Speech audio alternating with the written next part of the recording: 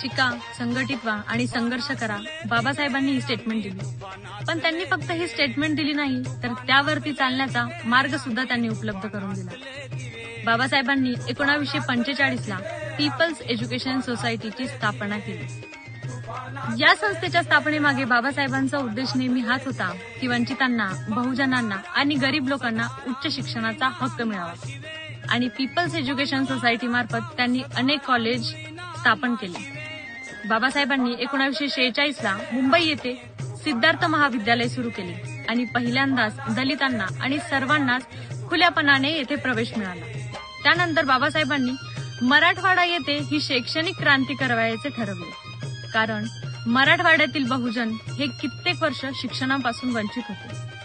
आणि म्हणून बाबासाहेबांनी निजामांकडून तब्बल 54 एकर जमीन मिळवली आणि त्यावरती बाबासाहेबांच्या विचारावरती उभं राहिलं मराठवाड्यातलं मिलिंद महाविद्यालय.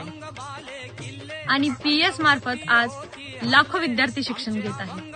ही बाबासाहेबांची देण आहे. पण ही शैक्षणिक क्रांती तिथेच नाही थांबली, हा संघर्ष तिथेच नाही थांबला. कारण जे विद्यापीठ बाबासाहेबांनी उपलब्ध करून दिलं त्यासाठीचा बाबासाहेब गेल्यानंतर एक लढा झाला आणि हा लढा घडवून आणला बाबासाहेबांच्याच अनुयायांनी. ज्या बाबासाहेबांनी शिक्षणाचं महत्त्व सांगत ही विद्यापीठे हे शिक्षणाचं द्वार आपल्यासाठी खुलं केलं, त्या विद्यापीठाला बाबासाहेबांचेच नाव मिळवून देण्यासाठी हा लढा होता. त्यासाठी अनेक आंदोलने झाले, अनेक मोर्चे झाले, अनेकांवरती अन्याय होत होते, स्त्रियांवरती अत्याचार होत होते, अनेकांचे बलिदान सुद्धा या लढ्यात दिले गेले. पण हा लढा थांबला नाही, कोणीच झुकले नाही, कोणीच डगमगले नाही. कारण हा प्रश्न फक्त नावाचा नव्हता, तर हा प्रश्न स्वाभिमानाचा होता. आणि शेवटी इतिहास घडलाच.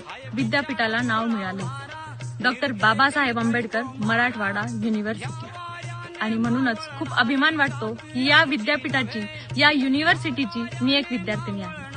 मित्रमैत्रिणींनो, बाबासाहेबांचे हे विचार ज्यांनी सांगितलं, शिका, संघटित व्हा, संघर्ष करा, त्याच विद्यापीठात लोक शिकले, तेथेच संघटित झाले आणि त्यांनी संघर्षही केला. आजही आपण बाबासाहेबांचे हे विचार आत्मसात करूया, पुढे जाऊया आणि बाबासाहेबांचे विचार जगभरात नेऊया. जय भीम.